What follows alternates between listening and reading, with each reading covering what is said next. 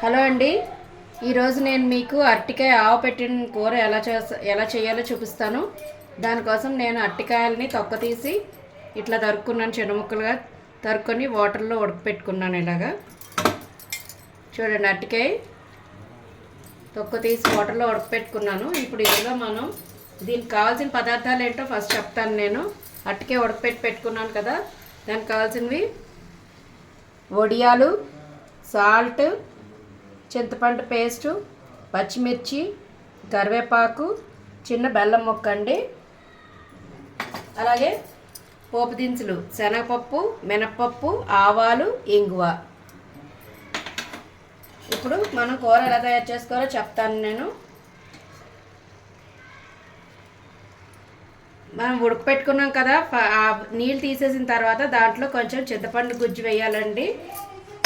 ఆ తర్వాత దాంట్లో కొంచెం సాల్ట్ వేసుకోవాలి, సరిపడినంత సాల్ట్ వేసుకోవాలి.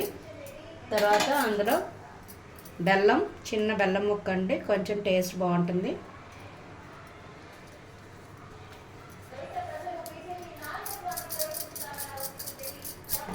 వేసుకొని ఇది కొంచెం దగ్గర పడేదాకా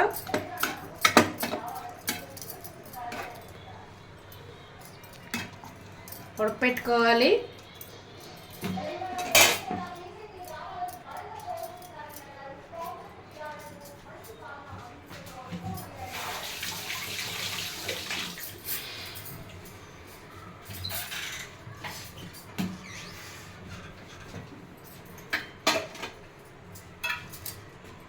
కొద్దిగా పసుపు కూడా యాడ్ చేస్తున్నాను.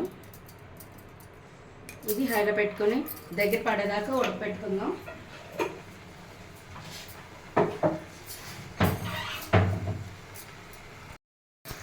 చూసారు కదా, ఇది ఇలా ఉడకాలండి, దగ్గరగా అవ్వాలి అరటికాయ ముక్కలు. ఇప్పుడు దీన్ని ఒక ప్లేట్లోకి తీసుకుందాం.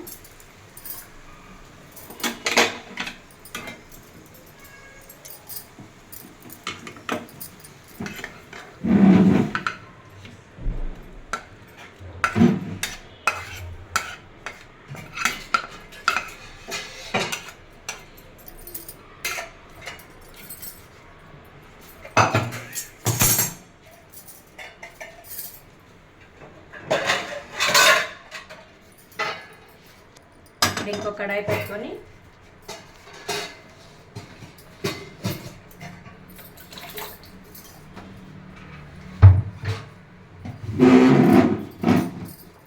దాంట్లో ఆయిల్ వేసుకుందాం.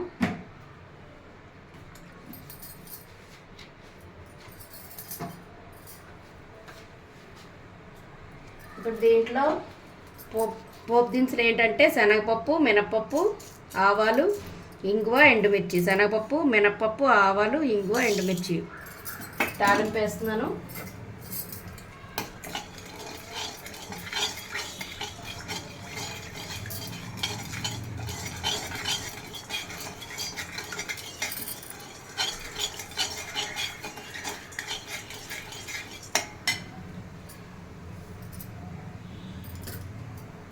ఇంకా ఇందులో వడియాలు కూడా వేసుకోవాలండి. మినప వడియాలు ఉంటాయి కదా, అవి కూడా వేసుకోవాలి.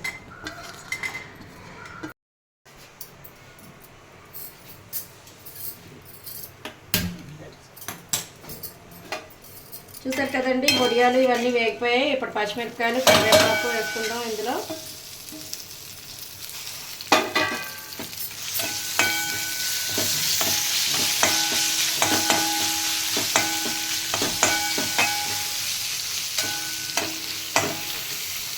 లాస్ట్ అండ్ ఫైనల్గా అరటికాయలు వేసేసాను. మనం ఉడకపెట్టుకొని చింతపండులో కూడా ఉడకపెట్టుకున్న అరటికాయలు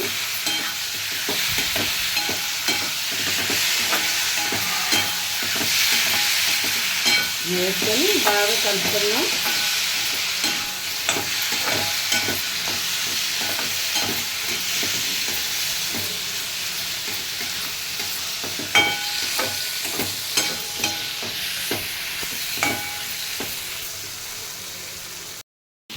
చూడండి, ఇది వేగిపోయింది కూర. ఇది ఒక మాట మనం చల్లారిన తర్వాత దీంట్లో ఆవపొడి వేసుకొని కలుపుకోవాలి. వేడి మీద వేసుకుంటే చేదు వచ్చేస్తుంది. మనం ఇది కూర అయిపోయింది. నేను కొద్దిగా చల్లారిన తర్వాత ఆవ పొడి వేస్తాను. చూడండి కూర చల్లారిపోయిందండి. దీంట్లో నేను ఆవ పొడి వేసుకుంటున్నాను. ఒకవేళ మీకు ఆవ పొడి రెడీగా లేకపోతే కొంచెం ఆవ పొడి వేసి కలిపేసుకున్నాను కదండి. మన కూర రెడీ అయిపోయింది. దీన్ని సర్వింగ్ బౌల్లో సర్వ్ చేసుకుందాం.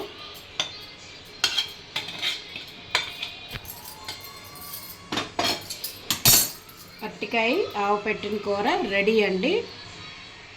మీకు కనుక ఈ వీడియో నచ్చినట్టయితే లైక్ చేయండి, షేర్ చేయండి, సబ్స్క్రైబ్ చేయండి. మళ్ళీ ఇంకో ట్రెడిషనల్ వంటతో మీ ముందు ఉంటాను. బాయ్ అండి.